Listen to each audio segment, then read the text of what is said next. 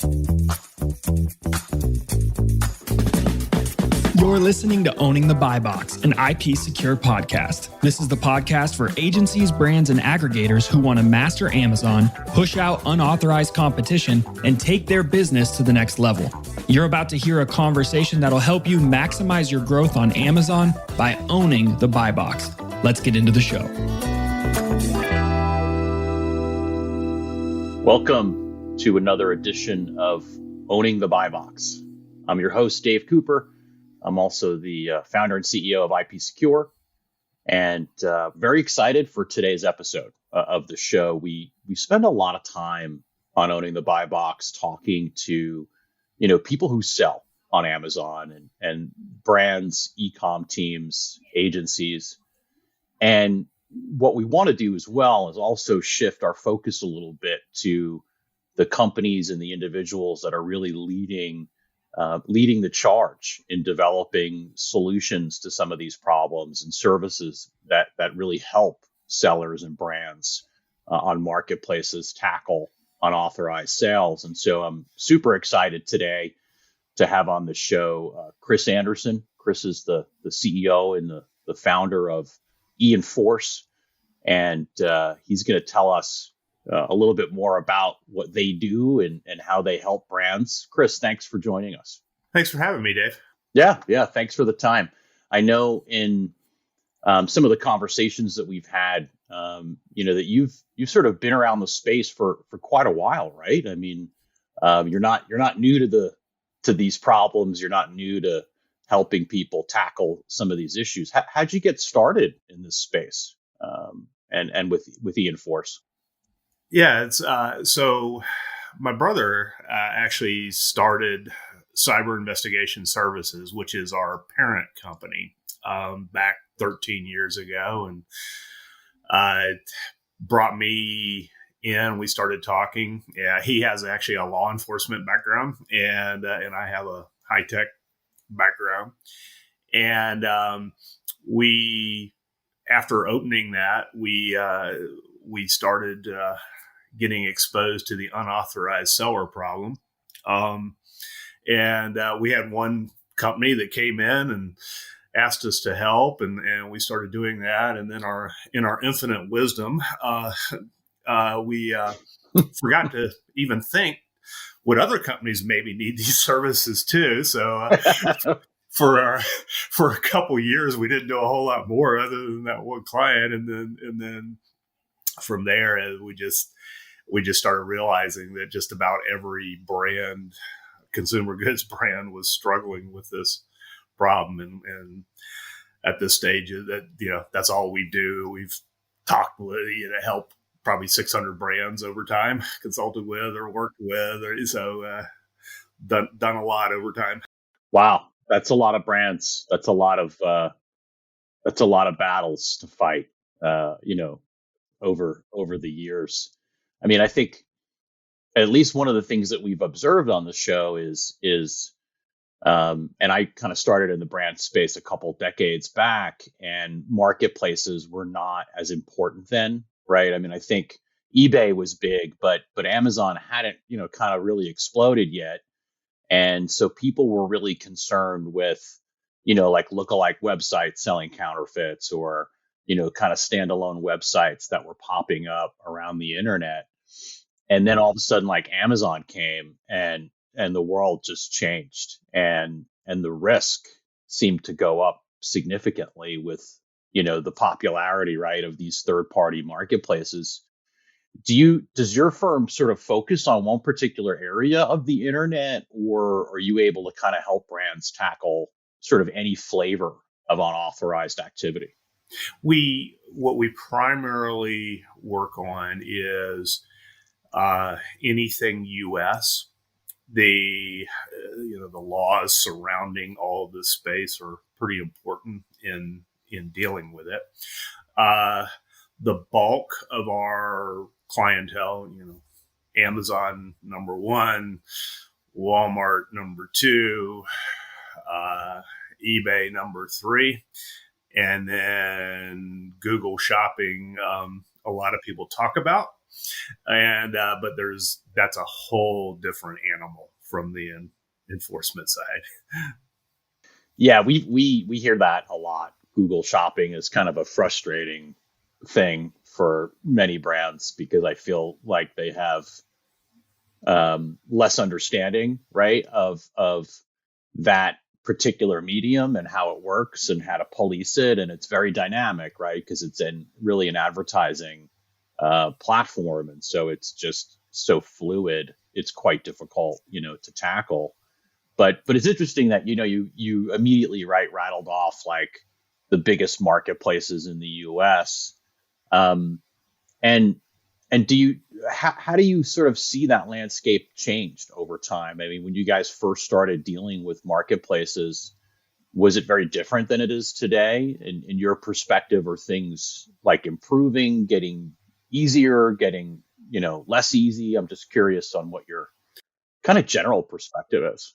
In my opinion, becoming a more pronounced problem for brands, primarily because a lot of the ways that you could sort of cheat and sort of solve problems are getting shut down. And so, for a long time, there's a number of things that you could do on Amazon that weren't necessarily the right things to do. And so agencies and brands themselves would do all kinds of crazy things to solve their problem. And most of that has gone away. And so now, I mean, what we see is kind of the same level of problem. It's just you got to do the things right to have a chance of being able to deal with this issue. Yeah, there's definitely more tools now, right? There's more information, there's more tools. I remember when Amazon didn't have brand registry, and the public forum was the only kind of tool you had. And today, at least they state they're spending over $500 million a year, right, building infrastructure to assist, all the way through to like joint litigation with brands. And what I find fascinating is they're clearly doing much more than any other marketplace that at least I'm aware of to try to deal with some of these issues. And yet it seems to continue. It seems to, and I don't want to say it hasn't helped, because it definitely has, at least from my perspective. Do you agree with that? Or? Well, so it depends what we're talking about and this is where I draw a huge line between counterfeit and unauthorized sales. Is so totally agree with you. Is in counterfeit and things like that. You just got fantastic tools. There's a lot of ways to solve that problem. In unauthorized, however, is you have Amazon saying these tools are not for the use of this issue. Is they don't want to wade into the sale of legitimate product by people that the brands don't necessarily want them to sell. So it's a night and day different thing. And so us in the unauthorized seller world primarily that's what I was saying is a lot of the ways that you could kind of work those systems and things you could do under brand registry, for example, is to make unauthorized sellers go away. That's a lot of those doors are closing. Yeah, it's sort of a tricky issue, right? And I, even going back in my days with Mark Monitor and the brands that we would work with, counterfeiting is the thing that, all the way to kind of the board level, seems to get obviously a lot of attention, a lot of thought, probably the largest share of any budget, right, that exists to help kind of fight these issues. But today, and this is just, kind of our opinion, counterfeiting is, especially on Amazon, a much smaller percentage, right, of the cases that we see. I think that's your point, which is gray market, with all its complexity, is frankly a much more difficult problem to solve. it's interesting because I spoke with a brand owner recently who worked at one of these, a major golf brand that we all know, and we had a conversation about this very topic. And her perspective was, as she was a senior legal person within the organization, and her perspective was that gray market was not a problem that she really wanted to tackle. That almost as if it was a problem of their own making in some ways, and sales should handle it, right? Operations should handle it. Legal has limited resources. And if you do have a counterfeit problem, I would think that's going to suck most of the resource from your legal department and most of the focus. So how do people tackle gray market then? What are some of the basics that you might, advise someone if they see Amazon kind of flooded with, again, authentic product? They just don't know where it's coming from, right? It just shows up one day. Right. So on this type of issue, you've really got two basic ways to tackle it. Is one, can you stop some of the supply or all of the supply of low-cost product that is flooding into Amazon? And then secondarily is the from an enforcement side is you do have legal rights, is depending on which brand. When we first got involved in this, and we did this with a top 200 law firm, and we were hand in hand with them, and it was interesting jumping on the line with $billion+ brands in their internal counsel, and going, you can't do anything about this legally. That landscape's changed. There are things you can absolutely do about it legally. You got to jump through a few hoops, do that right. But that's not terribly expensive to do, to get yourself set up as a brand that has legal rights. Once you do that, then it's now all about the mechanics of going out and enforcing those legal rights.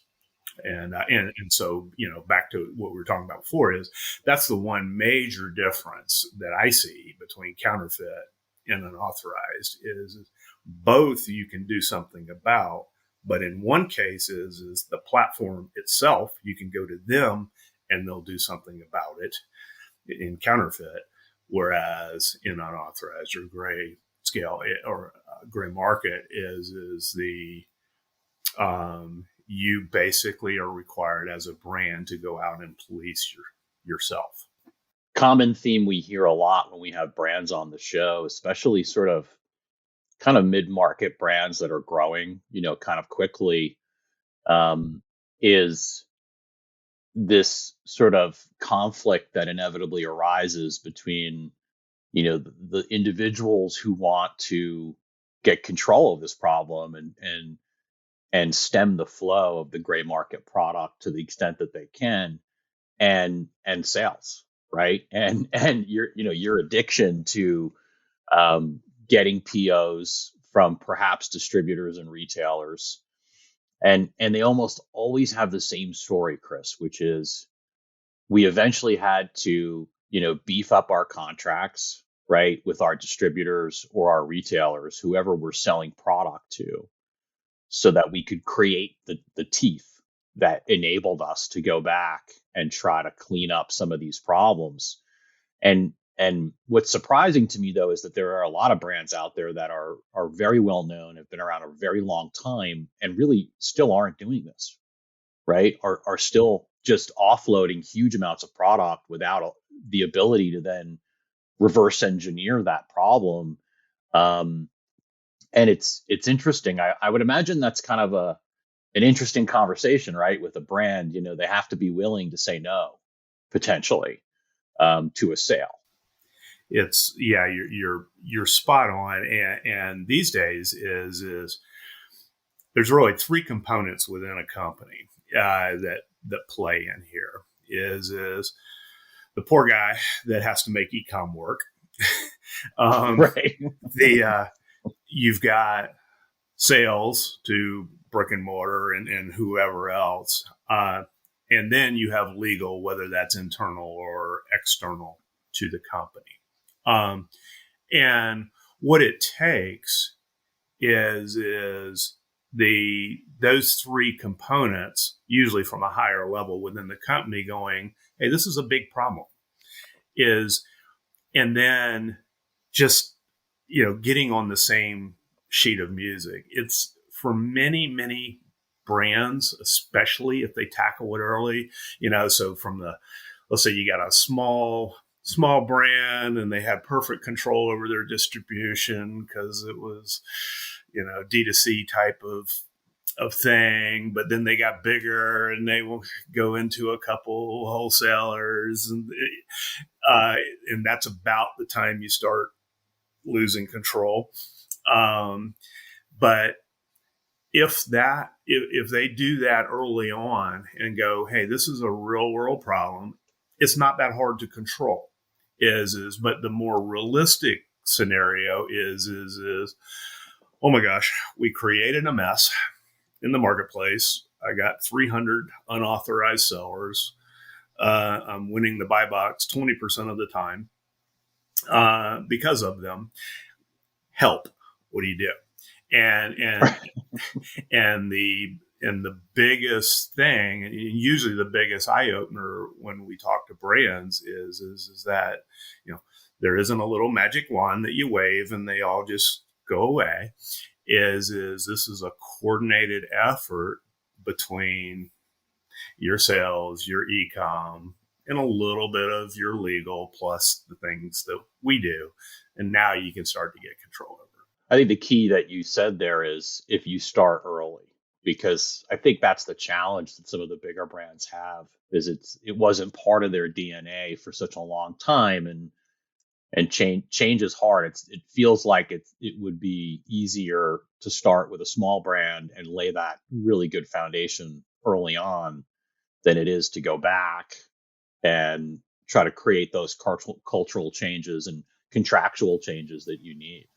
It's more of a time thing. You can just totally fix that day one if you're small and you haven't created enough of a mess. Is when you're a bigger brand is just realize it will take some time to deal with all that and clean up the several hundred sellers that are sitting out there already and all of those kinds of things, but it's doable. And what I think one of the changes that I've seen in this industry over the last 2 years, pretty big change actually, is prior to about 2 years ago, I would get the call from the e-com guy and he would have no support from anywhere in his C-suite or, it's just like, that's an e-com problem. Go fix it, dude. Would be how they were getting treated internally. Now it's not uncommon when I'll have an initial call and I have sales guys, e-com guys, and sometimes legal sitting on an initial call. So that landscape is starting to change inside of the brands. Yeah, I agree with you on that. That it's interesting because from a gray market perspective, the group that feels the impact of that problem the most is the e-com team, right? Because they're the ones who wake up and all of a sudden, their price is 20% lower on Amazon because all these third parties moved in with super cheap pricing. And of course, then Amazon has, price matching kicking in, right? And so they're kind of, now it's a race to the bottom on the price. And I agree with you, right? They turn around to the rest of the business and say that there's a problem here. And one of the dynamics that we would hear all the time, especially from the non-e-com, like the legal or the sort of C-suite, would be, well, we were paid for that product. Like we've already sold it and been paid for it. So who cares? And that's a really interesting statement if you think about it. Yeah, it is. But I'm seeing I'm not seeing that argument nearly as much anymore, even from C-suite.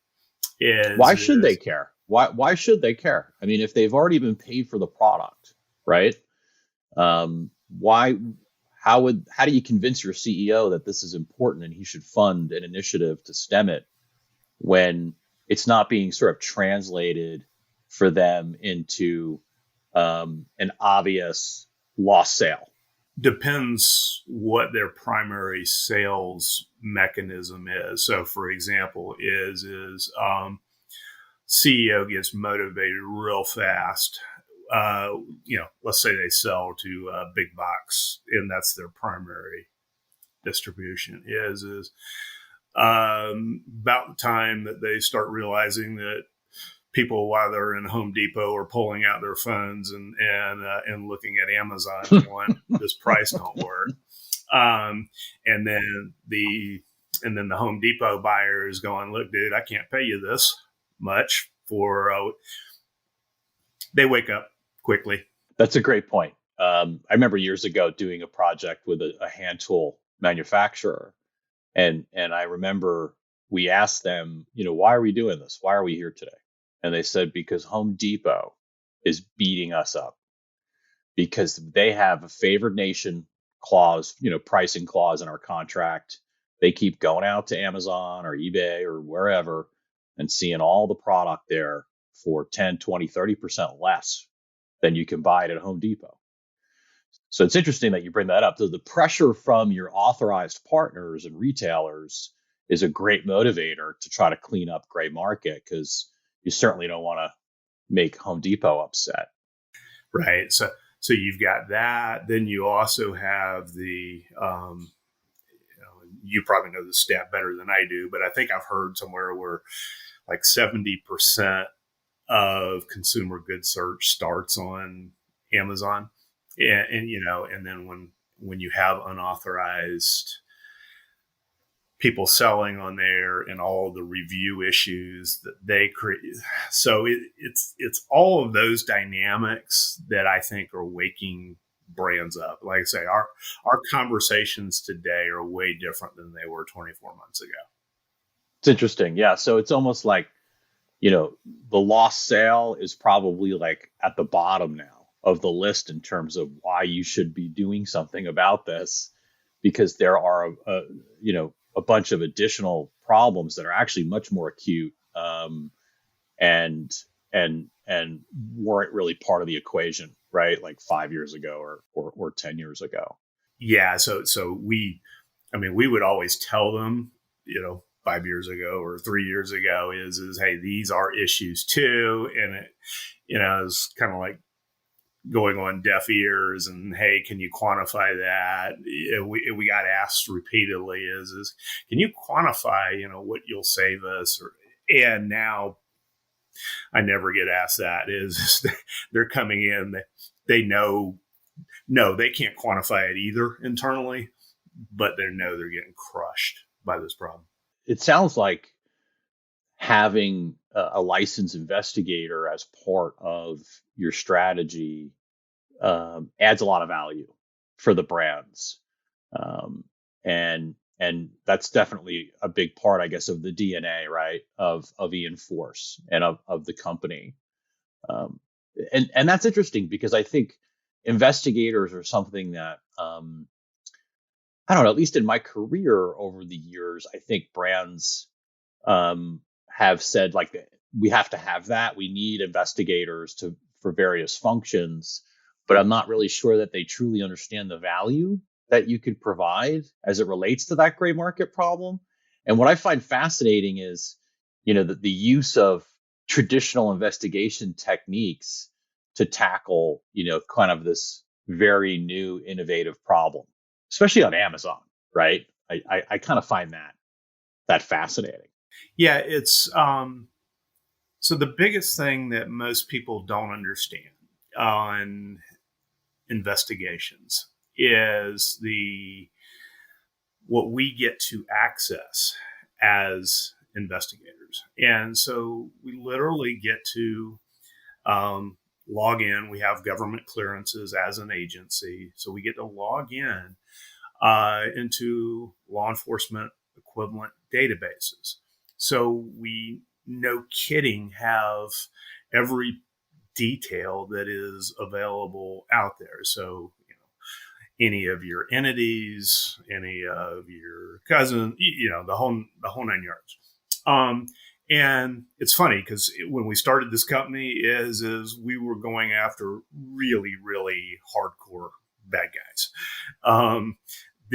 And most Amazon folks, they're bad guys light, right? And so yeah, the I know exactly what you mean. There's like that top 10% of the bad guys that, I mean, we just saw it recently where a brand, took action against one of these big players. And let me tell you, the big player, he hit back pretty hard. I mean, he's got a lot of money and a whole big legal team and, right. Top-notch law firm from, New York City on the payroll. How do you, I mean, that's super sort of interesting and scary at the same time. Yeah. Fortunately, that doesn't happen a ton. So one of the key in the gray market is you have to know who the seller is and you have to know where they are, period. We've at one point when Amazon started publishing stuff about the sellers and supposed addresses, we started looking, is this good? Is it bad? Do you no longer need us? And what we found was that 40% had an accurate name and accurate geolocation. So that means 60% of the time you don't have that. Wow. And we haven't done that stats lately, so I don't know, but and so, when you think about trying to cut supply and so we have a number of brands now who, their distributors will work with them. We can pass them real IDs, real locations. Their distributors will look to see if they're selling to this guy. Gone. But if you're passing junk, that doesn't happen. Secondarily, when you go and you're trying to communicate on behalf of the brand to stop and that sort of thing, then you got to know where they are and who they are accurately. And so that's as a first level core. Then what happens and we're delivering all these notices and that kind of thing and shutting off top level supplies but then you get some of the harder, stickier ones, right? Or you get the guys where they have a mailbox, etc., that you got letters that deep sitting in right. Yeah. But that's also when we get at that level we'll go back in and deeper dive on that. And if you think about it, and this is how we talk about it inside of our company is if you own this brand, and you are losing whatever the number is per month because of this guy and you have our tools, how would you go get in touch with him? And with law enforcement tools, you can do that. and it's really, it's so significant. No joking aside, is my brother and I, started this with my brother, and we said, if for some reason we couldn't tap into those tools, we'd stop. It's that important. You already know your success relies on your Amazon sales growth, and that means beating counterfeiters and illicit sellers to the buy box. But do you have all the tools you need to do so effectively? IP Secure offers seller intelligence to understand and root out unauthorized sellers and push them out of the buy box through simple enforcement actions that actually work, meaning customers will only see your legitimate products and shop from your authorized sellers. Learn how at ipsecure.com. So access to information is the key. And then, but I would think also then knowing how to connect the dots, right? I mean, it's not like these databases are going to just, put a bullseye on somebody's back for you, right? I mean, it's pieces of data that, sort of lead you to an inevitable conclusion, I would think, through sort of deductive reasoning. And I'm sure that the experience of your people and you and your brother are a big factor in the ability to do that, I would think. Yeah, and so it's exactly right. And in any of these kinds of things, you get little sniffs, little pieces, and then you go and okay, so I can look up that little piece in a law enforcement type database. That'll give me some other insights that then open. It's just breadcrumbs that lead you to breadcrumbs that inevitably lead you to a warehouse, that used to be used by the brand owner in 1999, et cetera, right? I mean, I find that stuff fascinating. It's just, it's fascinating. It's fun to catch bad guys doing bad stuff, gratifying. And I can see the value that would provide. We had an interesting one recently relative to Amazon where a brand owner was seeing a gray market seller consistently show up with huge amounts of inventory. They did a series of test purchases and got the products and figured out which distributor those products were coming from. And at the end of the day, there was no connection between the seller on Amazon and the distributor that you could readily see. They were buddies. They knew each other from years back. They're in separate states, so there isn't sort of a geography component, right? It's not like they live a block away from each other or something obvious like that. So it took a considerable amount of digging to create and see that there was an actual connection between these two entities. And one of the problems that we see happening on Amazon now is, good sellers that are allowed to be there are actually in cahoots with other sellers who shouldn't be there, right? And actually moving their inventory for them. And that to me is kind of, again, that's scary because that's you would need, I think, an investigator who knows how to dig real deep, because you're not going to find that connection through a couple of Google searches. You're not, and investigatively is you may or may not get there, but this is where the team concept is critical. So think about your your latest law enforcement show, right? And when they need to go and peel back and figure out who the next guy up is what do? Knock on his door, and then get him nervous enough to start talking. Well, when we have the brand's legal in tow, it doesn't take a lot, right? And all of a sudden, yeah. But what do you do when you've got I hear you. I'm sorry to cut you off, and that makes sense. When you've got the really big fish to go after. But what if you've got hundreds of these guys? How do I send Chris out to knock on 200 different doors? You don't have to.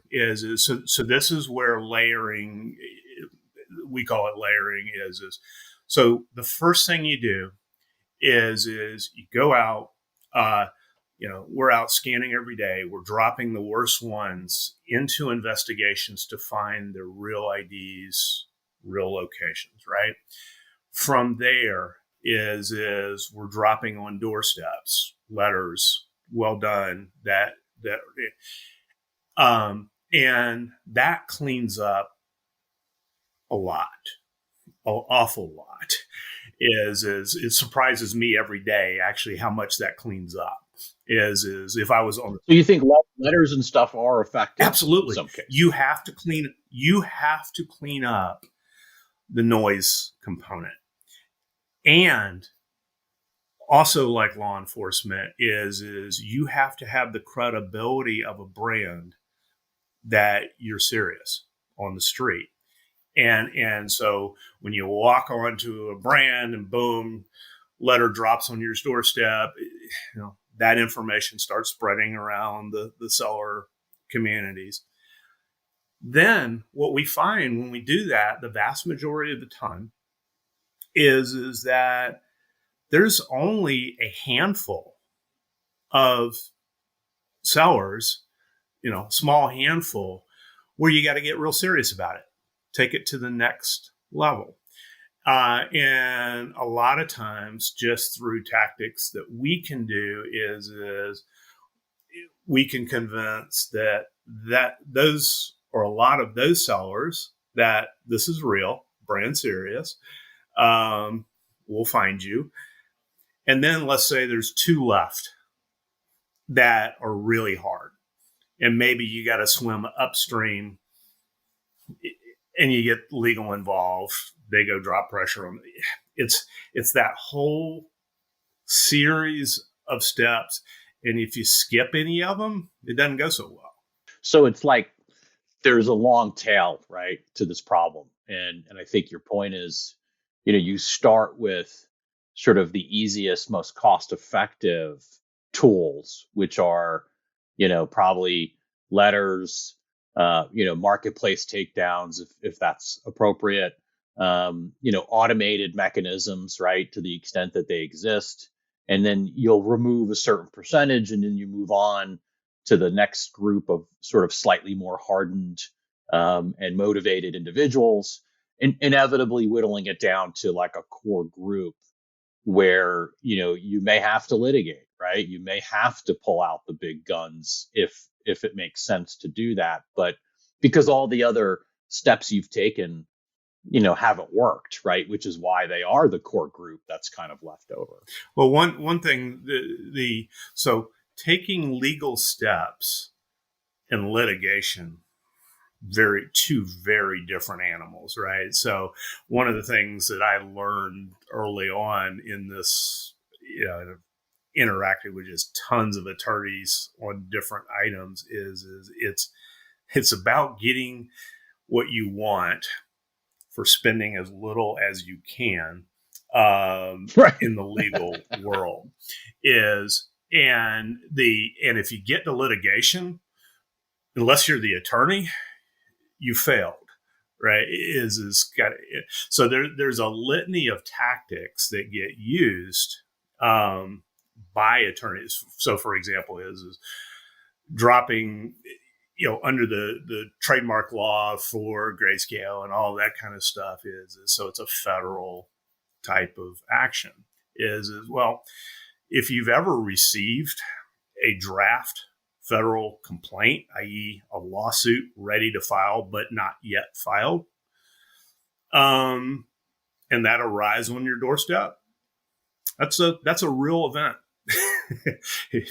Unless you're a really serious bad guy, as you said, layered up with attorneys and all that. But those are the abnormal ones. Most of the stuff out there that the vast majority of brands deal with will fold if you lay down your cards in the right order.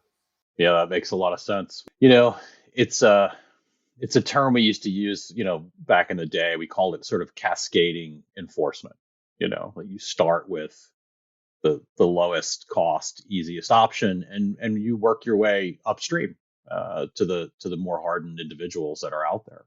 So does eEnforce provide kind of all the services I need in there? Do you? I don't think you're a law firm, right? So I think if unfortunately, if I did have to litigate, you probably have partners that you could pull in if I needed that as a brand. But it sounds like most of the process is part of what you guys provide. Is that right? Yeah, that's correct. So is we do all of the mechanical moving parts of that. In addition, is we're working consultatively with our brands is in trying to help them find these leaks and that sort of things of products and trying to convince them to not have the sales guy do dumb things and that sort of thing is uh, and then what we ask, and many of the brands that we work with is have internal legal or they have legal that they already work with. And when you handle all of those moving parts is they don't have to get involved very much. So we look at it as, hey, you bring your legal, you bring your distribution folks that know where products going, we'll bring all the other moving components and that as a core team is pretty powerful. And whereas some of the big law firms that are doing this, they're bringing all of those components but that's a fairly expensive process to do all of that. Yeah, I agree. I mean, I think lawyers want to litigate. That's how they make money. They don't make money on tactical, sort of activities. And I think sending letters and laying the groundwork, right, that you've described, is something that they view as, I don't want to speak for them, but I think as part of the process. But we all know that that's not really what brings in the revenue for the firm. It's inevitably getting to that core group, going out, getting the TRO, filing supplementals, right? Actually taking a civil action that would, potentially get your hands on somebody's bank account, and those types of steps. And that's a long, expensive process. Yeah, And it's yeah, and it works though. It does work. It does work. I know a lot of brands, they do it, but I think to your point is this problem is too big and too complex to like only do that, right? That can't be your remedy to this problem because you're only going to get 1 out of 100 bad guys that way, where it makes sense to do that, where it's effective, where they're even in a jurisdiction where you can reach them. Right? It's the other 99 that you really do need sort of something scalable, right? Yeah, and so this is and if at the same time the brand will work on getting better at keeping the source of the problem and improving that, i.e., cheap product hitting the street, is those two together, you get drastic improvements over time, and it's something that's relatively affordable to do. It's not as hard and cumbersome as most brands think it is to do that. So, what do you think's next? Do you think? Well, maybe I'll frame this more like from your perspective, from eEnforce's perspective. What's next? Is it bad guys on TikTok? Is it what's the thing that maybe your clients are worried? I mean, they're always worried about Amazon and they're always worried about gray market. But do you see this problem kind of manifesting itself in new ways or in new locations as we move forward?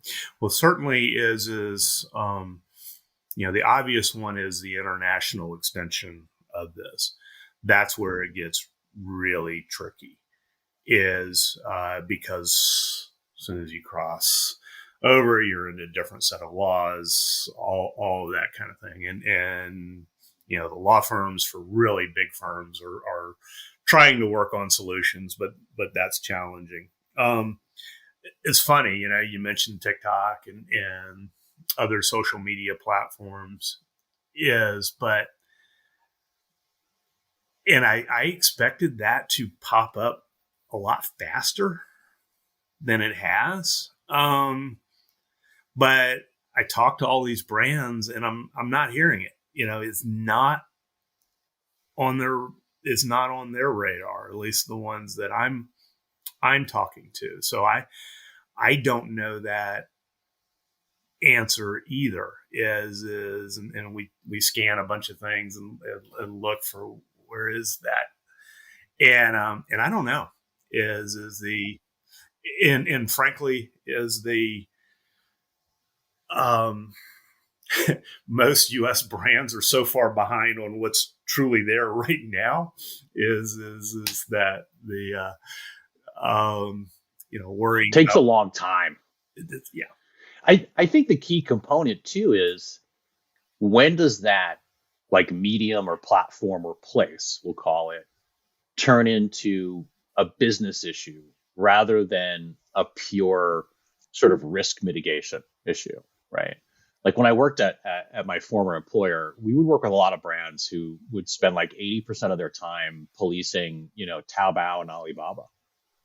And I guess for good reason, that's where a lot of the counterfeit products were at that time. But the thing is, their customers don't shop there.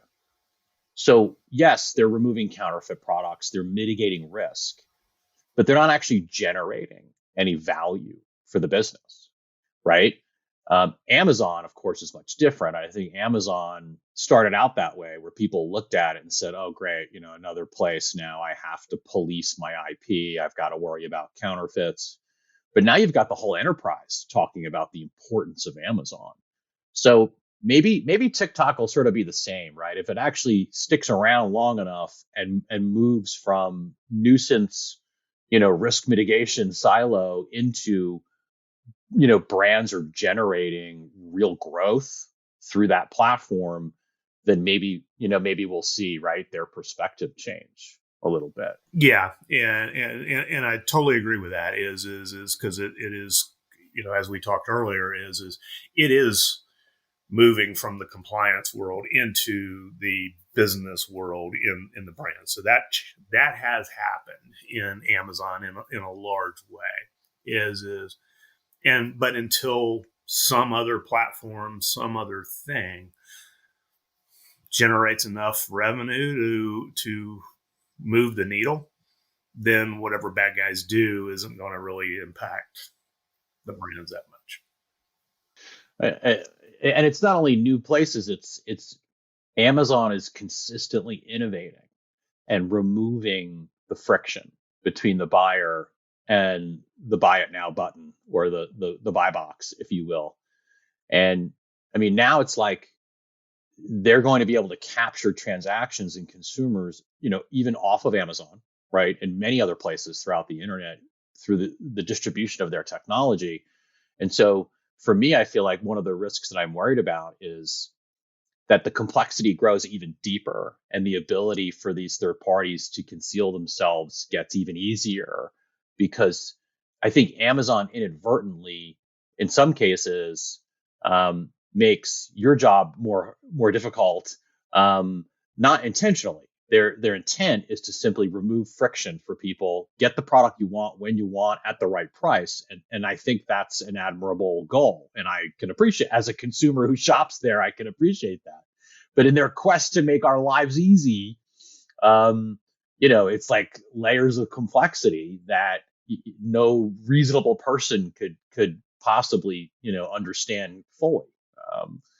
And I mean, God, Amazon's everywhere, right? Healthcare and physical stores and virtual stores, and I mean, it's like everything. Banking eventually, I'm sure, they're going to be involved in every aspect of our lives. So it's truly fascinating.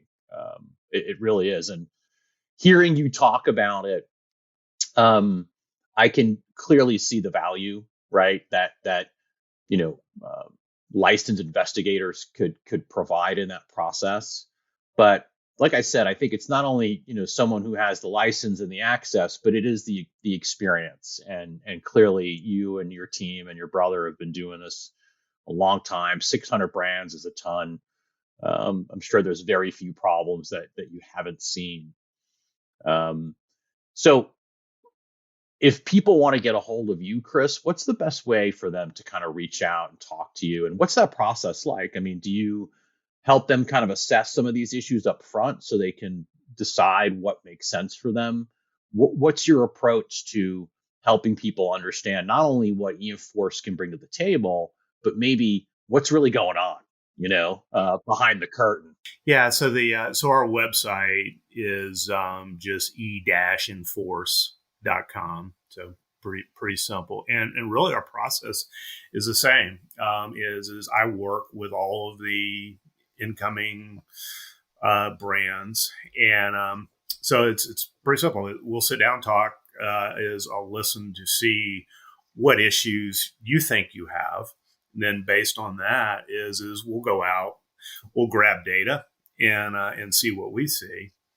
And then from there it's pretty straightforward. We'll recommend, based on what we're looking at is how many of these do we need to go do on a monthly basis to be able to start to stem the tide. I'll also do some quick looks, like, are you doing things crazy and have drop shipping sites and all kinds of things that are going to cause problems. And then we also just get into a quick conversation of, like, what are you trying to do on Walmart? When is eBay a thing? And it's all data driven.